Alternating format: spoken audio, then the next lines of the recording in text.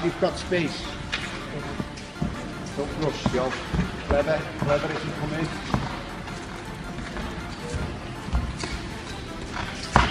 Hands in position, Josh, ready to block. That's it. That's better, that's nice. Nice. Paul, this year on Netflix. Thank you for having me. Well, you got to give credit to Jake and his team. They reached out to me, to be fair. And it was a great opportunity for me. So it's an opportunity for me to fight. I wanted to take 12 months out of the game. And I've done that. And then it was time to get back to work. So I was planning on fighting anyway. And actually I would have been fighting this weekend. He's one of the best heavyweights ever. But I believe that fighting a smaller man is oftentimes harder as a heavyweight because of the speed difference and because of the foot speed, because of the angles, because of the head being off of the center. And so all of that power is great and he's knocked people out. I just have to avoid that one. A wave of shock and curiosity swept through the boxing world as brand new footage surfaced, reportedly capturing Anthony Joshua and Jake Paul sharing a private sparring session. The clip is as raw as it gets: humid air, echoing breaths, the thud of leather on guard. There's no marketing machine in the background, no glossy Netflix camera setups, no hype men yelling instructions. It's stripped down to the essence: two figures in a ring, both famous in wildly different ways, quietly testing boundaries. The sight of them together, Joshua's massive frame beside Paul's lean, energized stance, is the kind of moment fight fans fantasize about but rarely witness. It's pure physics, pure tension, pure combat. Little bit of pressure. Let them come up. Bend, counter. One shot or two. Don't come chasing. Stay on. The moment the camera settles, the visuals seize your attention. Anthony Joshua steps forward first, and instantly his presence dominates the space. He carries that hulking, sculpted frame that makes him look less like a boxer and more like a monument engineered for destruction. His shoulders spread wide, his chest rises like a shield, and yet he moves with surprising fluidity, a tank trained to glide. Then Jake Paul enters the frame. Lighter, quicker, bouncing on the balls of his feet with that signature springy rhythm. It's the footwork of someone who spent years dealing with fast, twitchy fighters, men who fought with urgency rather than power. Next to Joshua, the contrast feels almost cinematic. Joshua looks carved from stone, Jake looks like a coil of energy ready to snap. They meet in the center, and the first exchanges carry a veneer of politeness, but beneath it, the tension crackles. A small adjustment of feet, a subtle shift of weight, the faint scrape of gloves. Then Paul extends a probing jab, not thrown to hurt, but to ask a question. It's the opening line in the silent conversation two fighters have long before punches truly start landing. And you back it up to stay there. Get used to that pressure, Josh. That's it. That's nice. Stay on your back foot though. Don't go chasing on it. Okay, change over. You're on your back foot now, Josh. Let them come. Calm. The moment Jake fires his jab, Joshua answers with a measured right hand, the kind of punch that looks like it could fold a steel mailbox in half. It doesn't land clean, but the intent is unmistakable. And just like that, the rhythm of the spar changes. A voice from the corner cuts through the gym noise, calling out small adjustments, and both men react instantly. This isn't chaotic brawling. It's controlled, deliberate, almost academic. Two fighters studying distance, timing, and reaction windows with every feint and pivot. There are beats where the gloves separate for a second and the gym falls quiet right before a wet, heavy thud echoes off the walls. You can practically feel the weight of the shots through the screen. Then Joshua digs a crushing body shot into Jake's ribs, the kind that steals a man's breath before he even realizes it. Jake folds at the waist, sucking in air, and the camera quickly cuts. A trainer steps into frame, blocking the worst of the aftermath. Moments later, Jake rises with a grin, brushing it off as if it were just another drill, but the session isn't one-sided. Jake fires back later with a sharp left hook that clips AJ high on the temple. It's not a fight-ending blow, but it's precise enough to make Joshua turn his head and reset, a reminder that even giants can be touched. Despite the intensity, both men keep the ritual respect alive.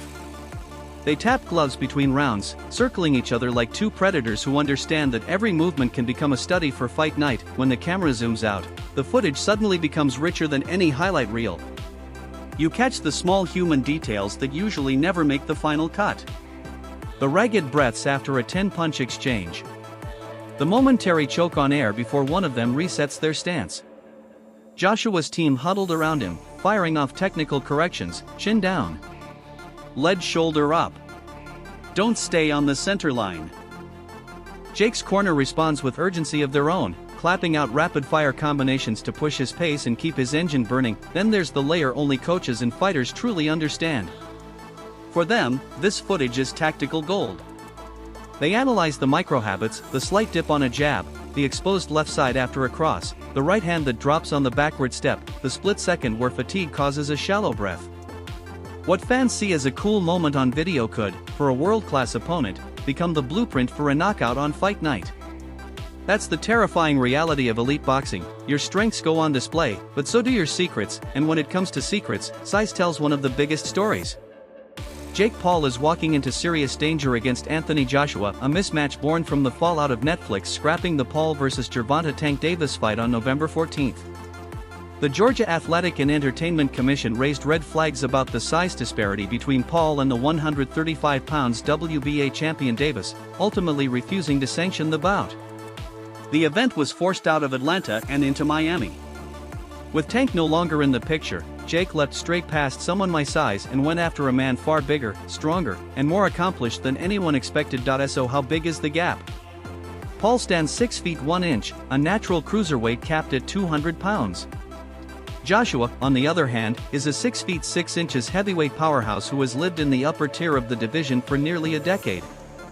In his last 3 fights, he weighed 251 pounds for Otto Wallin and 252 pounds for both Francis Ngannou and Daniel Dubois, all while carrying an 82-inch reach.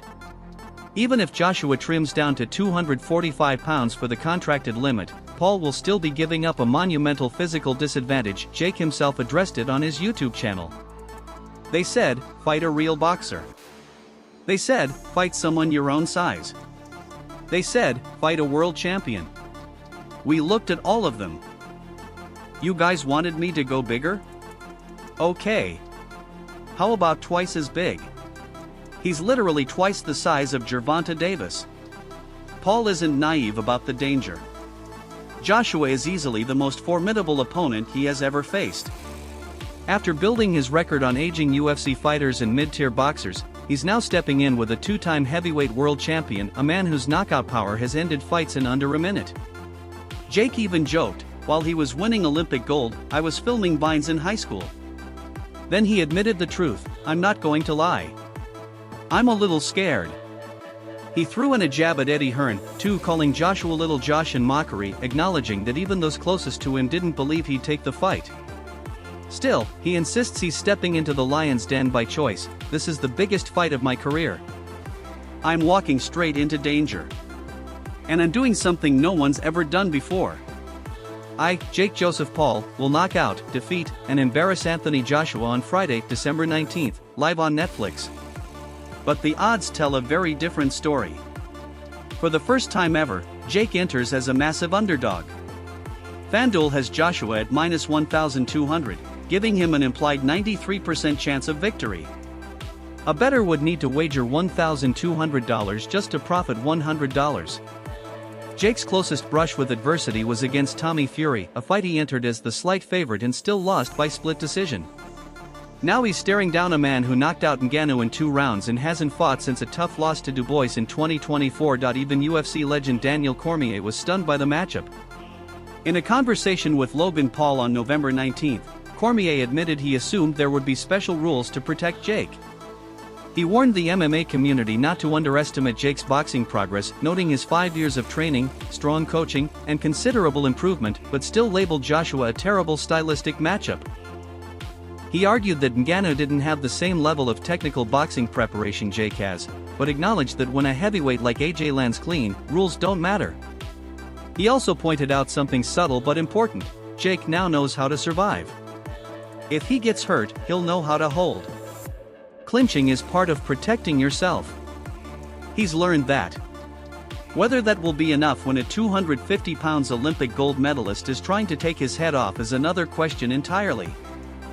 fun. It's real. There's got to be some rules in place for Anthony not to. Dude, I don't think there's rules. Come on. I swear to God. I keep telling people this, right? And this is where people fucking up, especially these MMA dudes. I keep saying, stop treating Jake like he's not a boxer. Yeah. It's been 5 years now of pure boxing with great coaches and great training partners. He's gotten a lot better. He's gotten a lot better. He can fight, man. Yeah, but what about Anthony Joshua? That's bad, bro. Hey, Laura was like, Did it like that? Cause bro, like Francis went and fought him. Bro, I said, Jake, did you see what he did to Francis?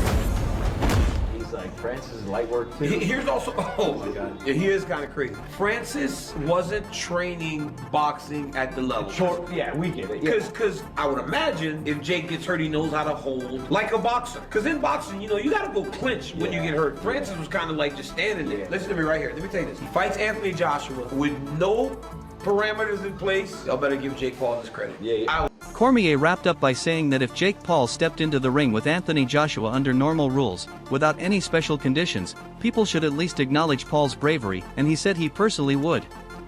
At the same time, Cormier made it clear that even though he respects Paul's ring IQ, that doesn't eliminate the possibility that Joshua could still seriously hurt him. Jermaine Franklin, however, held a very different view.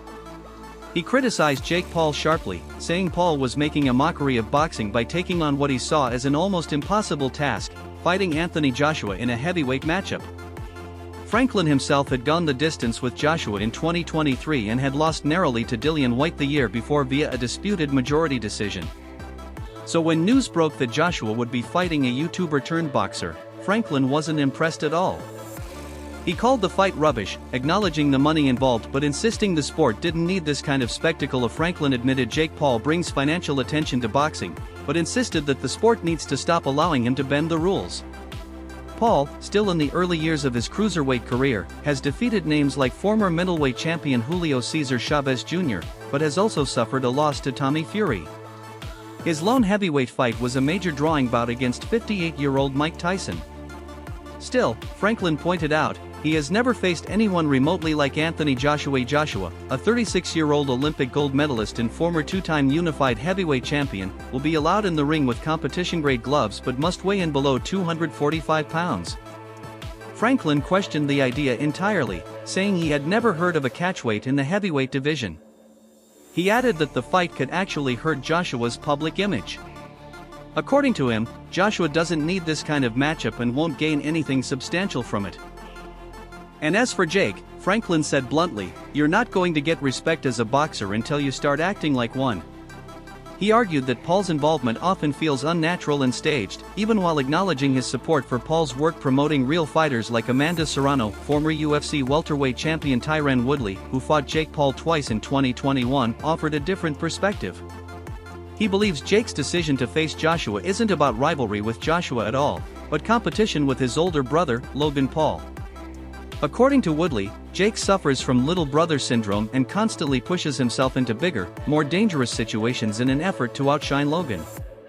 Woodley told new betting sites that Jake's entire brand revolves around taking enormous risks, unlike KSI, who he said plays it safe. He also suggested that Jake wants this fight to eclipse everything Logan has done. Woodley added that Joshua's legacy won't be affected by this matchup, and dismissed any conspiracy theories that he or Paul fixed their own previous fights. He insisted that Joshua's only real vulnerability in this fight is overconfidence, and that his history of being chin-checked could open the door for an upset even if Paul comes in as a massive underdog. Woodley praised Paul for accepting the fight on just 2 weeks' notice, calling it a crazy but admirable move. He noted that Paul didn't choose an easier replacement opponent after the Tank Davis cancellation. Instead, he jumped straight into the deepest waters possible. Woodley said he respected that kind of audacity. He went on to explain how the dynamic between Logan and Jake shifted over the years. He remembered Logan being the star early on, with Jake often in the background. But once celebrity boxing started to attract attention, Jake made a bold decision. He jumped into fights against actual fighters and began carving out his own path. Woodley said that this moment marked the split where Jake stopped being in Logan's shadow. Woodley also compared the Joshua fight to the earlier matchup with Mike Tyson, arguing that Tyson vs. Paul was actually an even bigger event in terms of anticipation. He admitted that part of the appeal was the small, lingering possibility that a version of prime Mike Tyson might show up. He then discussed the nature of heavyweight danger. He brought up Andy Ruiz as an example, an opponent almost everyone counted out before he shocked the world. He contrasted this with Francis Ngannou, whom he described as powerful but limited in agility and head movement, and argued that Ngannou was caught because he stood in front of Joshua without enough defensive awareness. Jake Paul, Woodley said, brings a very different set of risks: power, agility, unpredictability, and a willingness to walk through fire. Jake may lack experience, but he's not small and keeps physically evolving. According to Woodley, that makes him more dangerous than people want to admit. Still, Woodley acknowledged that Paul's biggest weakness isn't being knocked out, it's the technical side of boxing. Things like the jab, footwork, head movement, and rhythm. Those are areas where Anthony Joshua could completely take over. Woodley pointed out that Paul's only pro loss came from being outboxed by Tommy Fury, who isn't known for heavy power. Fury beat Paul with pace and fundamentals, not punch strength. The biggest shock in the build-up came from Saudi boxing chief Turki Al-Sheikh, who openly said he wants Anthony Joshua to knock Jake Paul out. He stated this on The Boxing Voice, sparking concerns about Paul's safety. Al-Sheikh said that if Joshua KO'd Paul, it would remove the headache of dealing with him. But he also said that if Paul somehow wins, then Joshua is finished and Paul deserves an official ranking.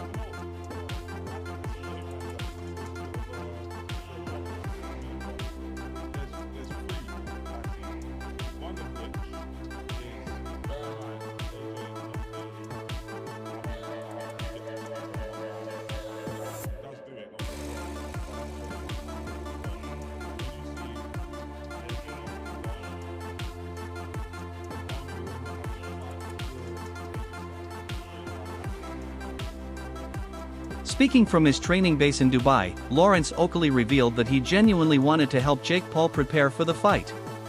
He said an offer had already been made for him to travel to Puerto Rico and spend time training with Paul. Despite having his own fight approaching, Oakley said he was willing to go for a couple of weeks, not just to help, but also to understand what exactly gave Paul the confidence to step into the ring with a 250-pound Olympic gold medalist and former two-time unified world heavyweight champion, under the bright spotlight of a Netflix global broadcast.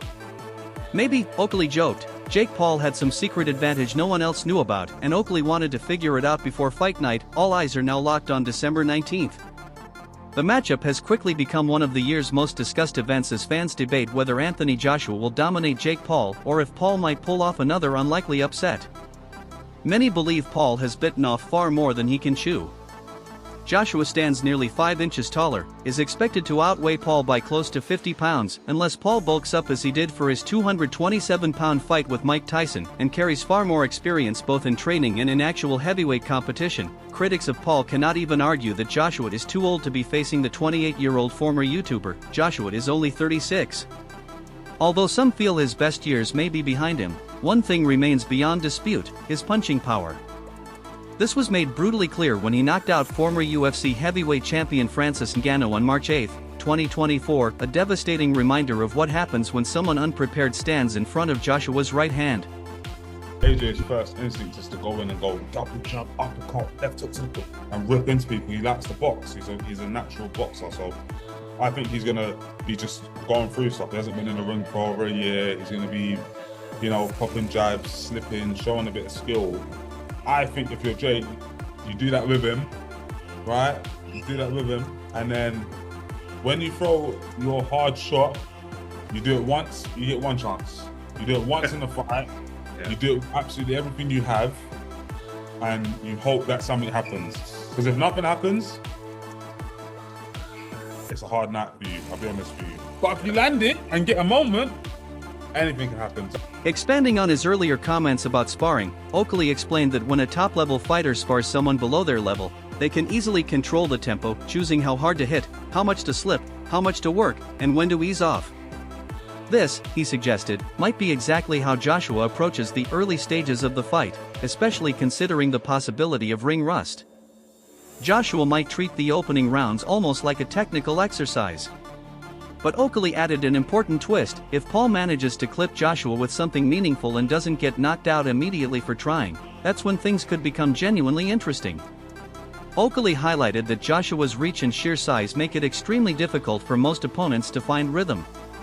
Unless Paul can pick very clever, precise shots without being shoved off balance, he will struggle to establish any control. But he noted that they had no idea what Paul's coaches were seeing in training. Maybe they had spotted something in Joshua's recent performances, something the rest of the world had missed. And soon enough, everyone would find out.